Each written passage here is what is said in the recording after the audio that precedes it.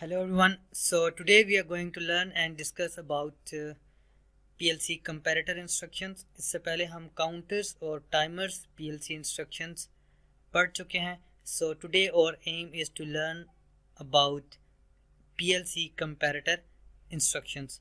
So our lab objective is to understand the operation of comparators and simulate the given task in Allen Bradley PLC.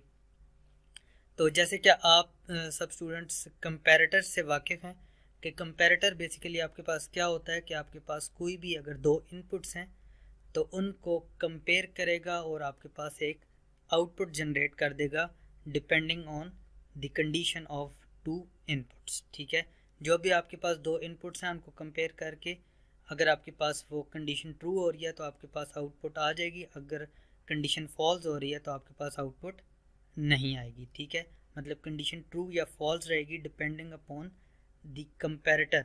ठीक है, कि दो inputs जो compare हो रही हैं वो ट्रू हैं या फॉल्स हैं. ठीक हो गया.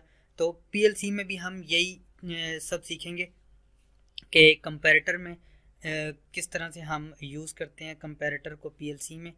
सो बेसिकली आपके पास कंपैरेटर जो पीएलसी में आपके पास अवेलेबल कंपैरेटर्स हैं वो equal. The following is the list of comparison instructions. ठीक है, तो आपके पास सबसे जो पहली इंस्ट्रक्शन है कंपैरिजन की वो इक्वल है. मतलब कि अगर आपके पास कोई दो इनपुट्स हैं और अगर वो इक्वल हैं तो आपके पास आउटपुट ट्रू आ जाए, अदरवाइज आपके पास आउटपुट फॉल्स हो जाए. ठीक है, इसी तरह फिर आपके पास N E Q not equal. ठीक है, तो सेम अगर आपके पास कोई दो इनपुट्स हैं और वो आपस में इक्वल नहीं है तो आपके पास आउटपुट ट्रू हो जाए, अदरवाइज आपके पास आउटपुट फॉल्स हो जाएगी. और इसी तरह फिर हमारे पास LES लेस देन की एक इंस्ट्रक्शन है कंपैरिजन की, और इसी तरह LEQ लेस देन और इक्वल टू की कंपैरिजन इंस्ट्रक्शन है, और इसी तरह GRT ग्रेटर देन कंपैरिजन की इंस्ट्रक्शन है हमारे पास, और इस तरह हमारे पास एक GEQ ग्रेटर देन और इक्वल टू की कंपैरिजन इंस्ट्रक्शन हमारे पास PLC में अवेलेबल है. तो इन सब कंपैरिजन इंस्ट्रक्शंस को यूज़ करते हुए हम अपना कंपैरेटर पीएलसी में डिज़ाइन करेंगे, और हम जो भी आपके पास टास्क होगा तो इन अवेलेबल इंस्ट्रक्शंस को यूज़ करते हुए आप उस टास्क को परफॉर्म करेंगे. ठीक है, तो अगर हम सबसे पहले इक्वल को देखें तो इक्वल का आपके पास ये सिंबल है. ठीक है, इक्वल को रिप्रेजेंट किया जाता है EQU से, और इक्वल आपके पास कंपैरेटर में जैसे अभी मैंने आपको बताया कि आपके पास हमेशा दो इनपुट्स होंगी और दो इनपुट्स को कंपेयर करके आपके पास कोई एक आउटपुट जनरेट होगी. तो यहाँ पे देखें आपके पास कंपैरेटर में जो ये आपके पास इक्वल टू की इंस्ट्रक्शन है इसमें हमारे पास दो सोर्स हैं, एक सोर्स A है और एक आपके पास सोर्स B है. अब सोर्स A में जो भी होगा और सोर्स B में जो भी होगा उन दोनों वैल्यूज़ को ये कंपेयर करेगा. अगर ये दोनों वैल्यूज़ इक्वल होंगी तो आपके पास यहाँ पे आउटपुट जनरेट हो जाएगा, अदरवाइज आपके पास आउटपुट फॉल्स रहेगा. ठीक है, तो डेफिनेशन क्या है इसकी, test whether two values are equal और नॉट. ठीक है, तो ये इक्वल का इंस्ट्रक्शन कब यूज़ होगी, जब आपको कोई ऐसा प्रोग्राम लिखना होगा जहाँ पे आप कोई दो वैल्यूज़ कंपेयर करवानी होंगी कि वो इक्वल हैं या नहीं है, तो आप वहाँ पे ये इक्वल का जो है कंपैरेटर इंस्ट्रक्शन यूज़ कर सकते हैं. If source A and source B are equal the instruction is logically true. ठीक है, तो अगर सोर्स A और सोर्स B की वैल्यूज़ इक्वल हैं तो आपके पास आउटपुट जो है वो ट्रू आएगा, मतलब कि आउटपुट आपके पास एनर्जाइज हो जाएगी. Then source A must be an address. ठीक है, अब यहाँ पे आपको ये बता रहा है कि सोर्स A जो है वो आपके पास एड्रेस ही होना चाहिए. ये मैं 1 मिनट के बाद इसको मज़ीद एक्सप्लेन करता हूँ. Source B can either be a program constant और एन एड्रेस. ठीक है, अब ये यहाँ पे ये बता रहा है इक्वल इसमें कि जो सोर्स A है वो हमेशा आपके पास एड्रेस ही होगा. ठीक है, लेकिन जो सोर्स B है वो आपके पास एड्रेस भी हो सकता है और कोई एक कांस्टेंट वैल्यू भी हो सकती है. एड्रेस से इसका मतलब क्या है कि फॉर एग्जांपल अगर मैंने कोई एक काउंटर यूज़ किया हुआ है इस प्रोग्राम इस इक्वल टू का मैंने यूज़ करने से पहले कोई एक काउंटर यूज़ किया हुआ था और उसकी जो काउंटिंग वैल्यू थी वो 10 तक थी. ठीक है, तो अब उसके बीच में अगर मैं कहीं पे इक्वल की कंपैरिजन करना चाहता हूँ तो उस वक्त मैं ये इक्वल का जो इंस्ट्रक्शन है ये यूज़ करूँगा। तो जो सोर्स ए है ये मस्ट बी एन एड्रेस, ठीक है। तो ये आपके पास एड्रेस होना चाहिए, चाहे वो किसी काउंटर का एड्रेस है या वो किसी और का एड्रेस है, ठीक है। काउंट डाउन का एड्रेस है या काउंट अप का एड्रेस है या कुछ भी किसी इनपुट है आपके पास या कोई आपके पास आउटपुट है उसका एड्रेस हो सकता है ये, लेकिन ये कोई कांस्टेंट नहीं हो सकता, ये कोई ना कोई एड्रेस होगा, ठीक है।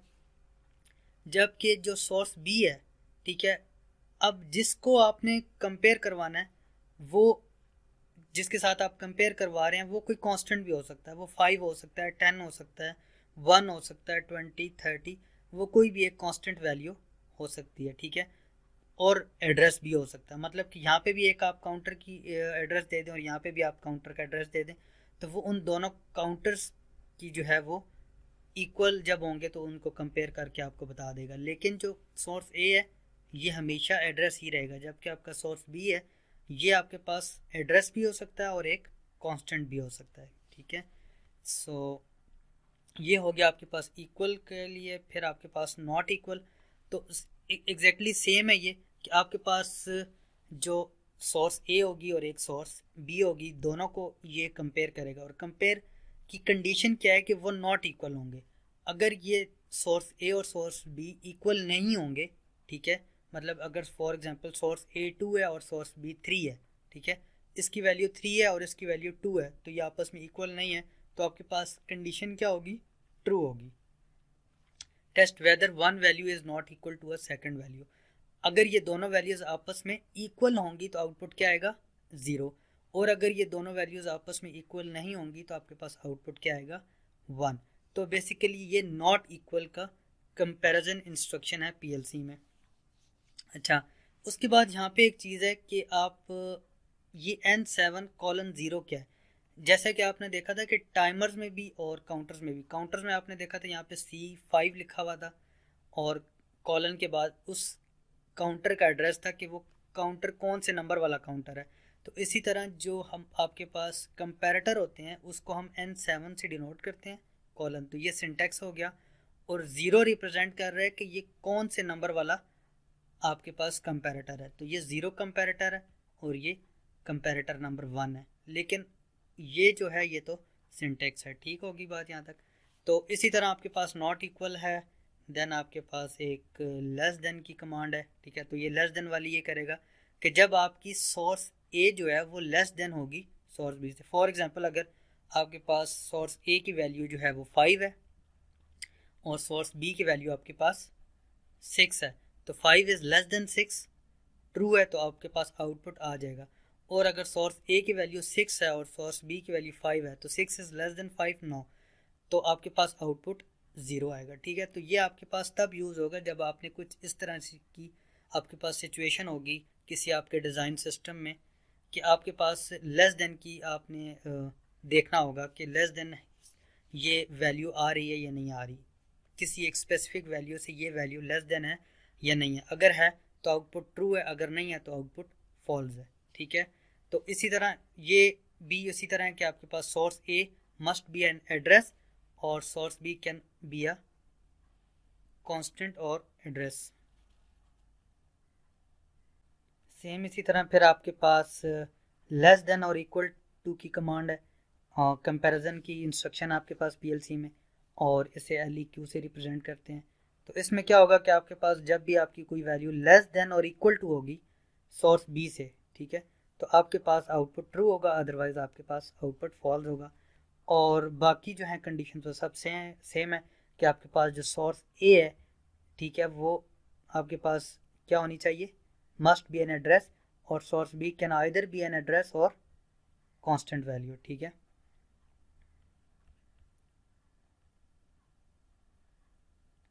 देन आपके पास इसी तरह ग्रेटर देन है और इसी तरह आपके पास ग्रेटर और इक्वल की कमांड है, ठीक है।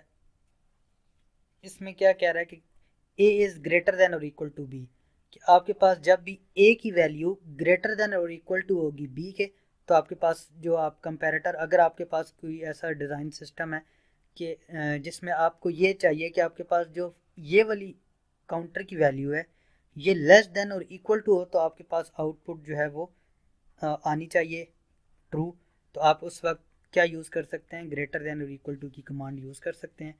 ठीक है, तो इसमें भी क्या है कि सोर्स ए जो है वो आपके पास ग्रेटर देन और इक्वल टू होनी चाहिए सोर्स बी से। ठीक है, और सोर्स ए जो है ये must be an address and source B can either be a address और अ कांस्टेंट। ठीक है, तो बाकी चीज़ें जो हैं वो सेम है।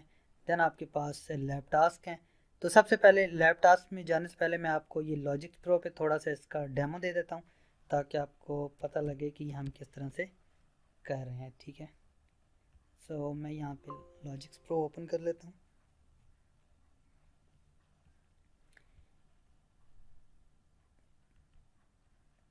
तो ये हम देख लेते हैं।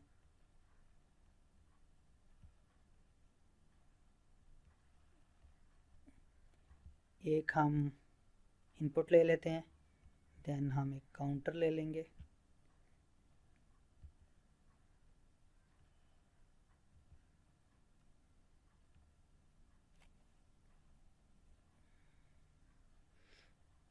ये मैंने काउंटर ले लिया, ये मेरी एक इनपुट आ गई। अब मुझे कंपेयर की करना है, इस काउंटर में जो भी वैल्यू आएगी उसको मैं कंपेयर करना चाहता हूँ किसी एक दूसरी वैल्यू के साथ। तो हम चलें देखते हैं कि मैं फॉर एग्जांपल अगर इक्वल टू ले लेता हूँ तो ये मेरे पास इक्वल टू का कंपेरेटर आ गया और यहाँ पे मैं एक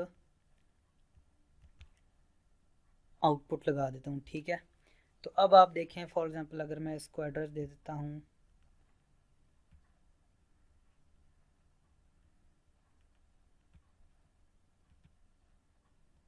ये मैं इसको एड्रेस दे दिया। ठीक है, और फिर हम जाते हैं काउंटर पे, तो ये हम पहला काउंटर यूज़ कर लेते हैं।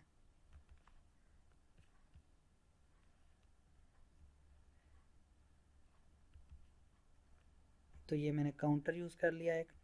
अच्छा, इस काउंटर में प्री सेट की वैल्यू हम रख देते हैं 10 एंड एक्यूमुलेटर की वैल्यू 0 रख दी है। और फिर मेरे पास आउटपुट है, तो आउटपुट हम यूज़ कर लेते हैं एक।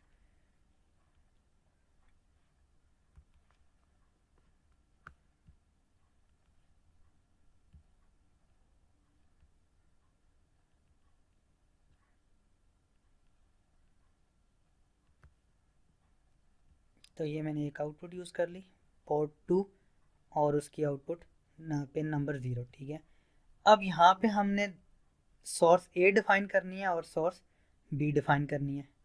तो यहाँ पे मैं कर देता हूँ,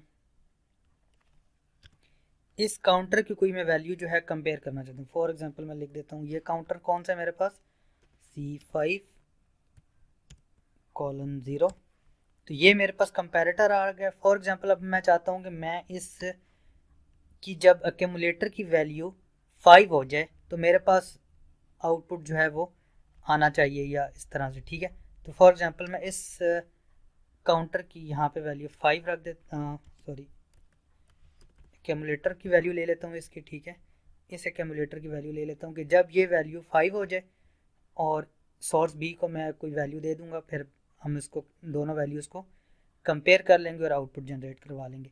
क्योंकि source A must be an address, ठीक है, तो मैं इसको काउंटर का एड्रेस दे रहा हूँ और काउंटर के एड्रेस के अंदर इसके एक्यूमुलेटर की वैल्यू यहाँ पे लगा रहा हूँ।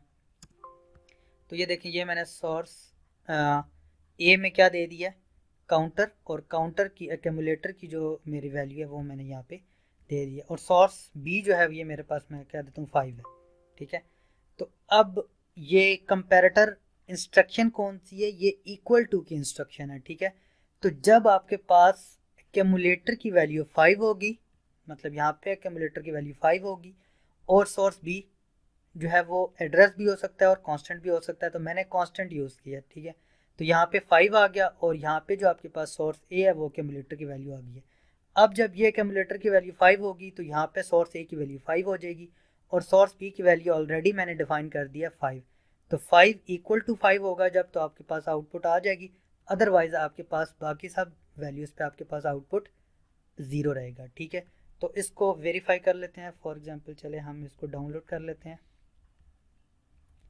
तो ये देखें, ये मैंने इसको डाउनलोड कर लिया। देन मैं इसको ऑनलाइन चला जाता हूँ एंड इसको हम जो है रन मोड में चले जाते हैं। रन मोड में जाने के बाद अभी आप देखें कि ये मेरे पास पोर्ट 1 इसकी इनपुट 0, तो इसको मैंने 1 किया तो यहाँ पे एक्यूमुलेटर की वैल्यू 1 हो गई है। तो यहाँ पे देखें, यहाँ पे भी एक्यूमुलेटर की वैल्यू 1 हो गई है। अब मैं एक्यूमुलेटर की वैल्यू 2 करता हूँ, स्विच को अगेन प्रेस करता हूँ तो एक्यूमुलेटर की वैल्यू 2 होती है। और यहाँ पे भी क्योंकि मैंने एक्यूमुलेटर ही को आगे यूज़ किया हुआ है तो ये वैल्यू भी 2 हो जाएगी। देन फिर इस तरह 3, देन 4। देखें अब यहाँ पे मैंने स्विच को 4 टाइम्स प्रेस किया तो ये 4 टाइम्स काउंट हो गए, ठीक है। जब ये 4 टाइम्स काउंट हो गया तो यहाँ पे एक्यूमुलेटर की वैल्यू भी 5 हो गई है। सोर्स बी की वैल्यू ऑलरेडी 5 है और ये जो इंस्ट्रक्शन यूज़ कर रहे हैं हम वो इक्वल टू की इंस्ट्रक्शन है। तो जब अब 5 इक्वल टू 5 हो तो आउटपुट ऑन होना चाहिए, ठीक है। लॉजिकली 5 जब सोर्स ए 5 हो जाए तो सोर्स बी भी 5 है तो लॉजिकली आउटपुट ऑन होनी चाहिए। तो लेट्स सी ऐसा होता है या नहीं, ठीक है। अब मैंने स्विच को ऑफ किया, अब मैं स्विच को ऑन करने लगा हूँ। जैसे ही मैं स्विच को ऑन करूँगा तो एक्यूमुलेटर की वैल्यू 5 थी, ठीक है। और सोर्स ए में क्योंकि मैंने एक्यूमुलेटर का एड्रेस दिया हुआ था तो वो भी वैल्यू 5 हो गई और सोर्स बी की वैल्यू भी 5 होगी। तो आपके पास आउटपुट जो है वो एनर्जाइज हो गया, ठीक है। तो इस तरह आप बाकी भी जितनी भी इंस्ट्रक्शंस हैं, not equal to, less than, greater than, less than और इक्वल टू, ये सब की सब इंस्ट्रक्शन आप यूज़ कर सकते हैं according to the need of the program. जो आप लिख रहे हैं प्रोग्राम उसकी नीड क्या है, ठीक है, उसमें क्या रिक्वायरमेंट है, आप में क्वेश्चन में आपसे क्या पूछा गया है, उस क्वेश्चन को समझ के आप कोई भी इंस्ट्रक्शन यूज़ करते हुए अपनी लॉजिक बना सकते हैं, ठीक है। तो ये हो गया थोड़ा सा डेमो कंपैरेटर्स का। देन अब हम मूव ऑन करते हैं अपने लैब टास्क की तरफ। लैब टास्क आपके पास अगर देखें हम तो ये देखें, ये हमारे पास लैब टास्क हैं जो आपने परफॉर्म करके दिखाने हैं। तो टास्क 1 में कह रहा है consider system in which we have a switch to turn on light and fan. तो कह रहा है कि एक सिस्टम है जिस सिस्टम के अंदर आपको लाइट और फैन को ऑन करना है। Light goes on when switch is pressed 5 times and fan when pressed 10 times, also a reset switch. तो इसमें बहुत ईजी है, अभी आपको नज़र आ रहा है कि यहाँ पे कंपेयर हो रही हैं वैल्यूज़, ठीक है। तो एक तो आपके पास काउंटर यूज़ होगा जो कि 5 टाइम्स या 10 टाइम्स काउंट करेगा, लेकिन उसके अंदर फिर हमारे पास क्या है, कंपेयर हो रही हैं। जैसे अभी देखें ये इसमें कह रहा है कि जब स्विच 5 टाइम्स प्रेस होगा तो क्या होगा, जब स्विच 5 टाइम प्रेस हो तो आपके पास लाइट ऑन होनी चाहिए। Light goes on when switch is press 5 times. तो अब हमने एक इक्वल टू का मैंने लिया और यहाँ पे सोर्स बी की वैल्यू 5 कर दी। तो अगर मैं एज्यूम करूँ कि ये मेरे पास लाइट थी तो ये 5 टाइम्स के बाद ये ऑन हो गई, ठीक है। देन कह रहा है and fan when press 10 times. तो अब मैं यहाँ पे अगर एक और इक्वल टू की इंस्ट्रक्शन यूज़ कर लेता हूँ कंपेयर की, तो वो उसको मैं वैल्यू सोर्स बी की 10 दे देता हूँ, ठीक है। या सिंपली मैं डन की पेन भी यूज़ करके आप उसको कह सकता हूँ कि वो मेरे पास फ़ैन है। तो उसके बाद क्या होगा कि आपके पास आउटपुट ऑन हो जाएगी, ठीक है। तो इस तरह आप, और कह रहे हैं कि ऑल्सो अ रीसेट स्विच, तो रीसेट स्विच भी आप लगा सकते हैं, कोई इसमें इतना इशू नहीं है, ठीक है। तो इस तरह से आप अपना प्रोग्राम बना सकते हैं। तो टास्क 1 तो ऑलरेडी मैंने कर दिया आपको यहाँ पे। तो बाकी टास्क आपके पास देखें, टास्क में क्या कह रहा है, task simulation menu at the top of the screen, select the traffic light simulation, ठीक है। तो using your knowledge of timers and comparison instructions develop a ladder logic program which will sequence a set of green, amber and red lights in the following manner. अच्छा, ठीक है।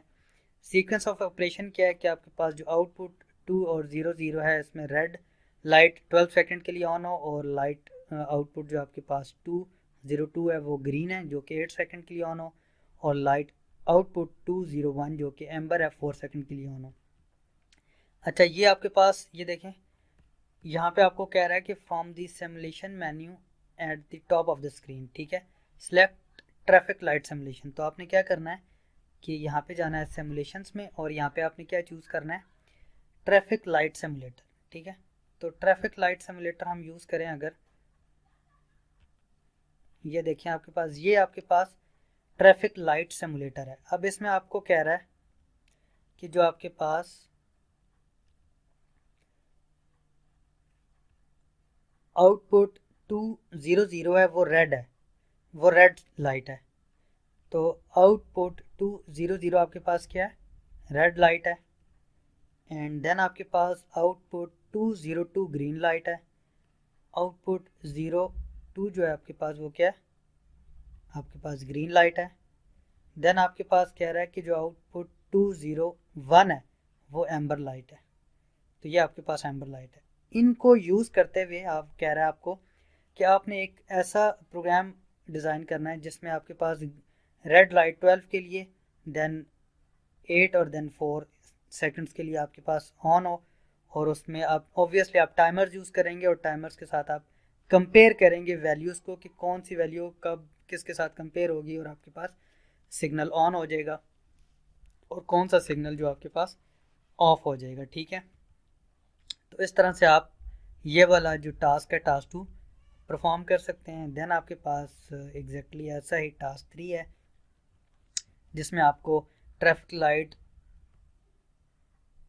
ये वाला task है traffic control using 6 lights. ठीक है, तो अब आपको 6 लाइट दे देगा और उन 6 लाइट्स को आपने यूज़ करते हुए अपना प्रोग्राम डिज़ाइन करना है। और इसी तरह आपके पास फिर लास्ट टास्क है जिसमें आपके पास traffic light with delayed green. ठीक है, ग्रीन को डिलेट करके आपके पास आउटपुट आपने लेके आनी है। जो भी आपको ये प्रोग्राम में कह रहा है वो आपने पढ़ना है, उससे आपने अपना जो है वो प्रोग्राम डिज़ाइन करना है। Modify your program so that there is a 1 second period when both directions will have their red lights illuminated. Note that there are actually 2 such overlaps that need to be accounted for. So the timing diagram below shows the 6 discrete timing intervals required to accomplish the desired sequence of operation. तो ये आपको sequence of operation दिया गया है कि red जो है वो कब और कितने टाइम के लिए और कितने डिले के लिए, ये सारी की सारी चीज़ें आपको प्रोवाइड की गई हैं। ठीक है, और इसको यूज़ करते हुए आपने लॉजिक बनानी है और उसका आपने प्रोग्राम डिज़ाइन करना है पीएलसी एलन ब्रैडले में। ठीक है, तो यहाँ पे आप सिंपली ये instructions equal to greater than and बाकी जो भी आपके पास इंस्ट्रक्शंस हैं वो आप जैसे यहाँ पे आपको ये नज़र आ रही हैं। ठीक है, ये सारी के सारे यूज़ करते हुए आप ये ट्रैफिक लाइट सिमुलेशन जो है ये इजीली डिज़ाइन कर सकते हैं। ठीक है, और ये देखें, ये अगर मैं इसको, ये आपके पास गाड़ी है। ठीक है, इसको अगर मैं पार्क करूँगा तो इसको टिक कर दूँगा तो ये पार्क हो जाएगी, और अगर हम इसको, वरना ये पार्क नहीं होगी। ठीक है, इसी तरह ये देखें। तो इस तरह से आप सिंपल इस ट्रैफिक लाइट सिमुलेटर को यूज़ करते हुए और इन PLC timers and PLC comparator instructions को यूज़ करते हुए आपने ये प्रोग्राम्स डिज़ाइन करने हैं। इनका लैडर लॉजिक प्रोग्राम लिखना है एंड इसको आपने सबमिट करना है। ठीक है, होपफुली आपको समझ आ गई होगी लैब की। ठीक है, इसके बाद और कोई टास्क नहीं है, ये यहाँ पे ख़त्म हो जाता है। ठीक है, तो होपफुली आपको ये टास्क वगैरह समझ आ गए होंगे and thank you so much. अल्लाह हाफ़िज़।